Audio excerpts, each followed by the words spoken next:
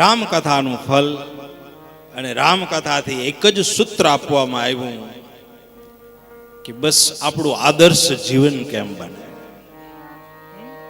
એક જ સૂત્ર, આદર્શ જીવન કેવું હોય અને આદર્શ જીવન જીવવા માટેના કેટલા પર્યાય આપણે પ્રાપ્ત કરવા પડે, કેટલા સિદ્ધાંતોનું પાલન કરવું પડે. એમાંથી અમુક ટકા પણ જો આદર્શ આપણા જીવનમાં ઉતરી જાય તો માણસ સાર્થક છે. ભાઈ કેવા હોવા જોઈએ, પત્ની કેવા હોવા જોઈએ, પતિ કેવા હોવા જોઈએ, ગુરુ કેવા હોવા જોઈએ, સેવક કેવા હોવા જોઈએ, આ બધા કેવા હોવા જોઈએ અને ઈ કેટલું આદર્શ જીવન જીવતા હોય અને એ આદર્શોના એક એક સિદ્ધાંતો આપણા જીવનમાં ઉતરે, બસ રામકથા સાર્થક છે. એક જ સિદ્ધાંત, એક સિદ્ધાંત કાફી છે. કોઈ નિયમ પાળી લ્યો ને એ નિયમ જીવનમાં ઉતરી જાય તો એ નિયમ પણ કાફી થઈ જાય છે અને નિયમ દ્વારા પણ ઘણું ઘણું બધું આપણા જીવનમાં સુધારો લાવી શકીએ. ઘણા લોકો એમ કે આમ અમારાથી ના થાય, આમ અમારાથી ના થાય, સાવ આત્મનિવેદન કરી નાખે. આમ અમારાથી થાય જ નહીં, કરો જ થાય, કરો તો બધું થાય.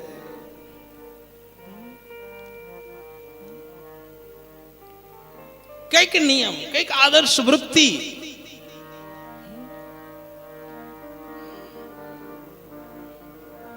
એક જગ્યાએ કથા થતી હતી, જુઓ નિયમનો કેટલો પ્રભાવ છે ને, મારે તમને કહેવો છે.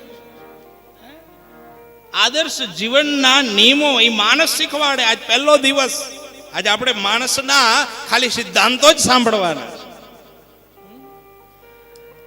નિયમ કેટલું બધું આપણા જીવનમાં પ્રભુત્વ ધરાવે છે. એક જગ્યાએ કથા થતી હતી તો મહારાજજીએ કહ્યું કે નિયમ વિશેની ચર્ચા કરી કે ભાઈ કંઈક નિયમ રાખજો ને, કંઈક આ રાખજો ને, કંઈક આદર્શ જીવનમાં કંઈક ઉતારજો ને, આવી બધી ચર્ચાઓ કરી. તો એમાં ભાવથી બધા પોતપોતાના નિયમ લેવા માંડ્યા, પણ એમાં એક ભાઈ આવ્યા હતા એવા કે જેને નિયમને, આદર્શને, ધર્મને કાંઈ લેવા દેવા નહીં, કાંઈ નહીં, કોઈ લેવા દેવા જ નહીં. નામ જ એનું નાસ્તિક ભાઈ હતું, કઈ લેવા દેવા. તો છેલ્લો દિવસ અને બાજુમાં બેઠા હતા કે ભાઈ તમે કઈક નિયમ લ્યો ને, કઈક ફેરફાર થઈ જાય તો કે હા, તો હું નિયમ. શું નિયમ લે? તો તમારા પાડોશી છો ને? તો કે હા. તો કે રોજ હું તમારું મોઢું જોઈને પછી ચા પીશ. આવો નિયમ લીધો. રોજ તમારું મુખ જોઈ અને પછી ચા પીશ, આવો નિયમ નહીં. અને તો રોજ સવાર થાય, પાડોશમાં જ બાજુમાં જ રહીએ, એક જ દિવાલ, એટલે તરત એના ઘરે જાય, ડોરબેલ બજાવે, ઓલો દરવાજો ખોલે, જોઈ લીધા, હા બસ હાલો ઘરે જઈને ચા નાસ્તો કરવાનો. રોજ આવું બને.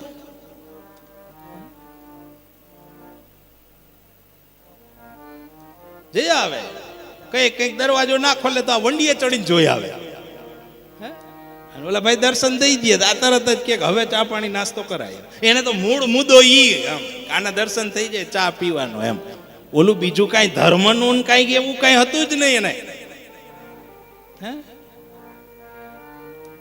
રોજ જાય, રોજ. એમાં એ બાજુવાળા ભાઈને એક દિવસ માટીની જરૂર પડી, એટલે એ સવારમાં વહેલા 5 વાગ્યામાં માટી ખોદવા નીકળી ગઈ. અને આન જાગૃત થયા ભાઈ, બાજુમાં ગયા તો નમરે, શું થયું? તો કે ભાઈ ક્યાં? તો કે તો માટી ખોદવા ગયા છે. કઈ બાજુ? તો કે ગામના પાદરે. પાછળ દોડ્યો, માટી ખોદે.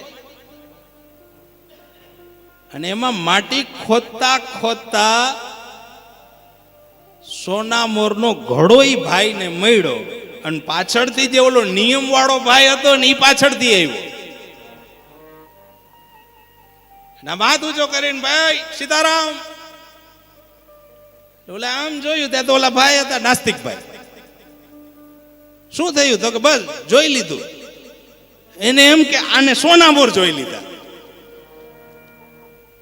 એના મનમાં એવું થયું કે આને સોનામોર જોઈ લીધા. એટલે ઓલો ભાઈ કે ઉભો રે ઉભો રે ઉભો રે, ભલે જોઈ લીધા પણ કોઈને કેતો નહીં, તારો ને મારો 50% ભાગ.